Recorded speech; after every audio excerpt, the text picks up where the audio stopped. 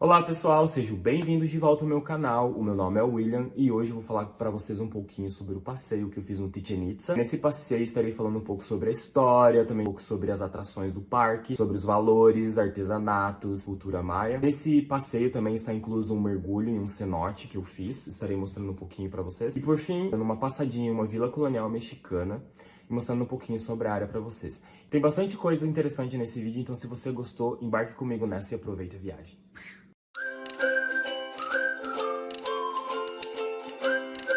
Fala em Cancún, a gente pensar praias paradisíacas e tudo mais.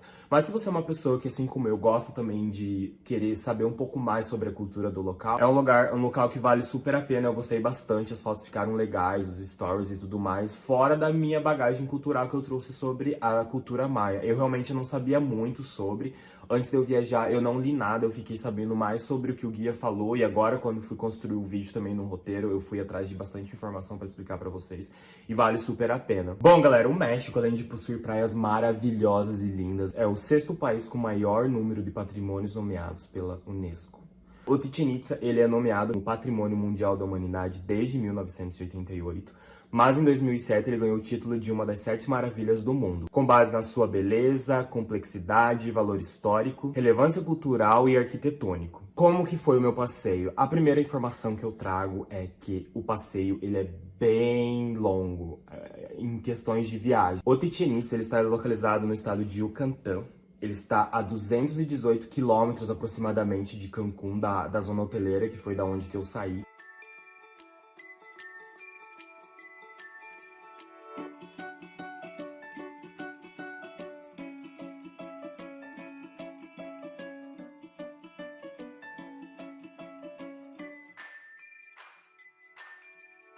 Paguei por um ticket dentro do hotel, eles cobraram $112. É um passeio o dia todo, então você vai ter que levar comida, essas coisas assim. A entrada do parque, galera, não precisa ser comprada antecipada, então quando você chega lá, você já consegue comprar o ticket pro horário mais próximo. A gente foi de ônibus, então no nosso passeio estava incluso a entrada. São 2 horas de viagem, quando falta 30 minutos eles começam a fazer uma explicação. A explicação ela estava disponível em inglês, mas a maior parte do tempo eles falavam em espanhol. E ele também deu algumas aulinhas lá do povo maia, da linguagem dele. No sítio arqueológico a gente ficou por 2 horas, eles deram água pra gente, eu levei alguma comida. Se você for visitar ele, não perca muito tempo em uma única atração. A pirâmide é a mais grandiosa de todos, nomeada originalmente pelos maias como Kukulcán ou El Castillo.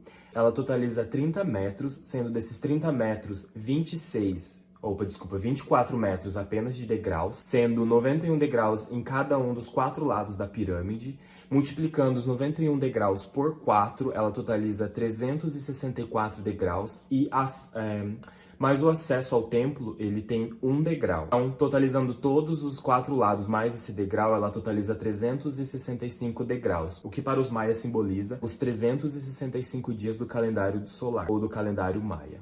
Chegando na pirâmide, você vai ver que as pessoas vão bater palma em frente às escadarias, porque ele tem tipo um eco, faz um som bem engraçado assim.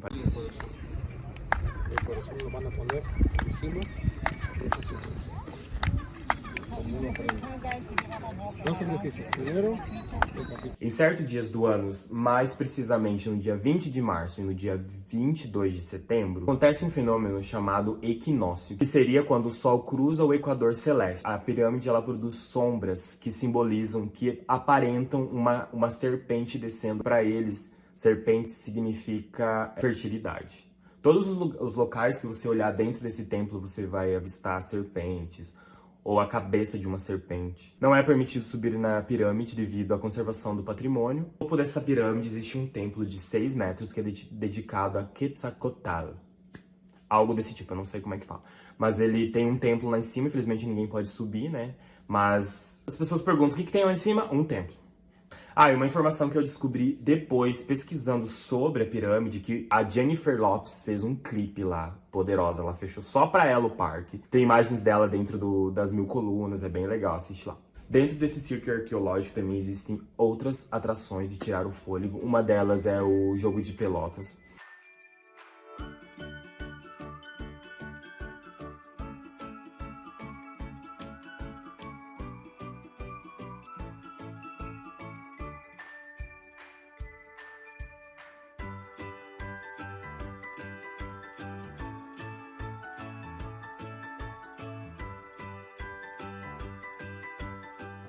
O campo de futebol deles também tem... Os guias explicam como é que é feito os jogos. A plataforma de Vênus era onde as pessoas eram decapitadas, que a maior forma de sacrifício deles era decapitando a pessoa.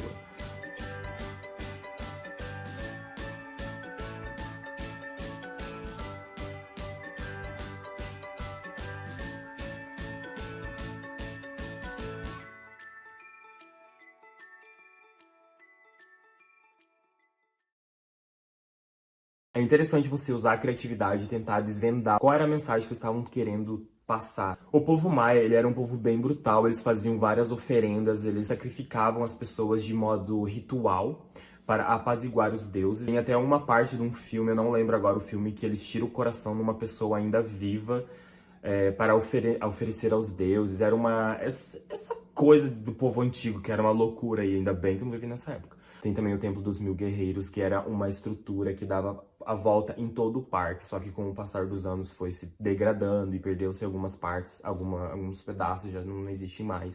Tem também a La Casa de las Monjas, que é como se fosse um convento. Essa parte, ela é cheia de... É como se fosse uma casa cheia de quartos. Isso simboliza que alguém muito importante morou nesse local.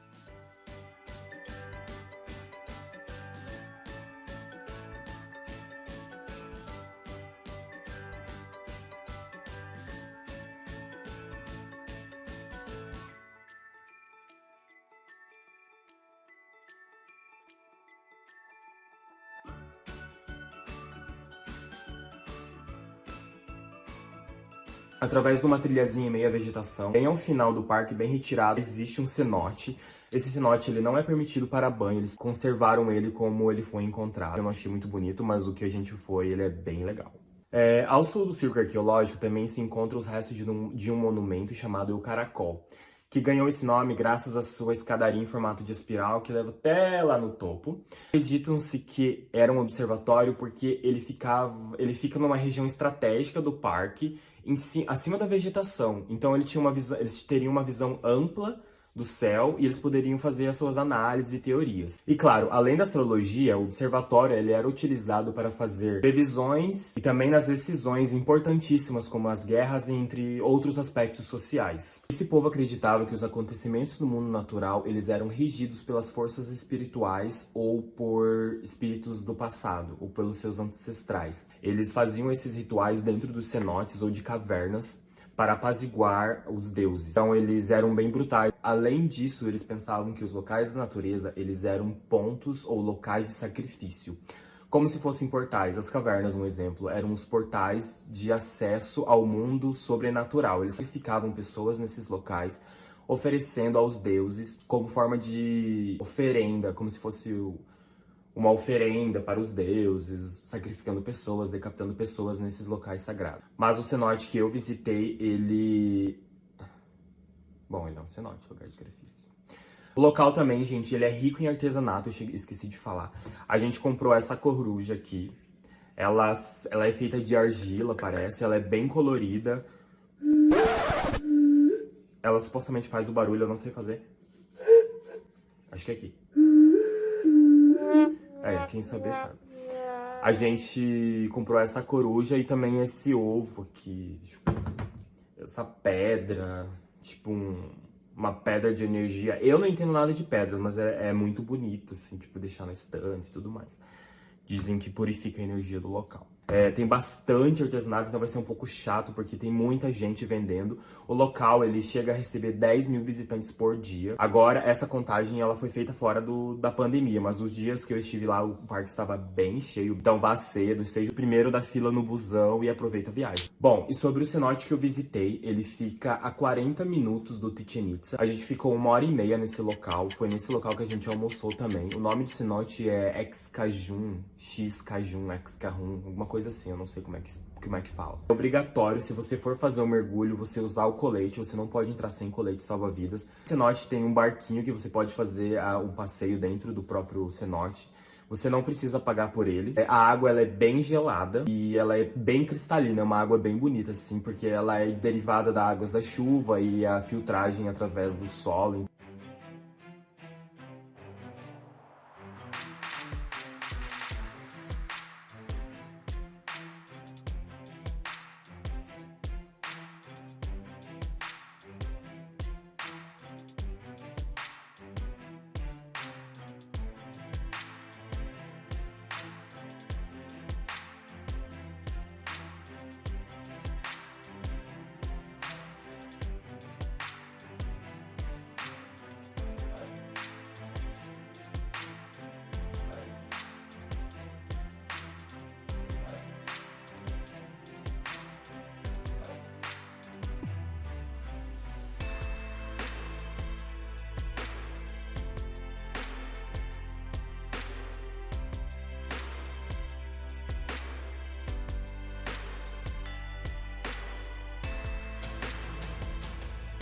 Após esse passeio no cenote, a gente almoçou, aí a gente retornou, mas antes da gente voltar pro local do nosso hotel, a gente parou numa vilazinha chamada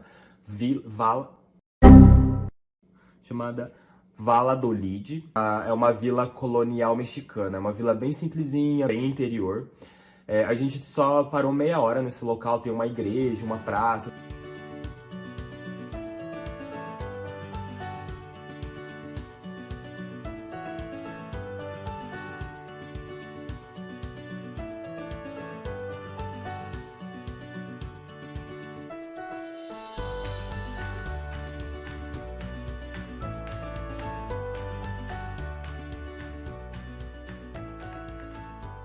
A gente tomou um frappé, a gente foi pago 50 pesos por esse frappé, não era muito bom assim, mas era o que tinha.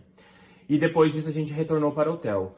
A gente chegou no hotel, era por volta das 6 horas da noite já tava meio que escurecendo, a gente conseguiu aproveitar o hotel, a gente tomou uns drinks e aí a gente jantou e foi dormir. Bom, gente, se você assistiu até agora, muito obrigado, deixa o seu like para ajudar aqui no canal. Se inscreve no canal se você ainda não é inscrito, ativa as notificações que toda semana eu venho aqui trazer dicas de viagem. Falar um pouquinho sobre as viagens que eu faço. Nos veremos na próxima viagem. Tchau! Será que eu virei do lado certo? Porque eu tô achando muito estranho.